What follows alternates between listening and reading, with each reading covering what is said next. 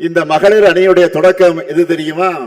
பெண்களுக்கான ஒரு தனி அமைப்பு வேணும்னு பேரறிஞர் அண்ணா அவர்கள் 1956ஆம் ஆண்டு கழகத்தின் மகளிர் மன்றத்தை தொடங்கினார். அதை தொடர்ந்து மகளிர் மன்றத்தை மகளிர் அணியா விரிவாக்கி வலுவான கட்டமைப்பை உருவாக்கினார் நம்முடைய உயர்நிகர் தலைவர் கலைஞர் அவர்கள். மிகப்பெரிய மாநாடுகளையும் நம்ம மகளிர் அணி நடத்தி இருக்காங்க. அதனுடைய தொடர்ச்சி தான் நீங்க எல்லாரும்.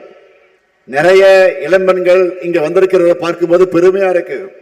திராவிட இயக்கத்துல பெண்கள் பங்களிச்ச வரலாற்றை தெரிஞ்சுக்கிறது மட்டும் இல்ல, திராவிட இயக்கத்தால் பெண்கள் அடைந்த வளர்ச்சியை உங்க வயசுல இருக்கக்கூடிய மற்ற பெண்களுக்கும் எடுத்து சொல்லணும்.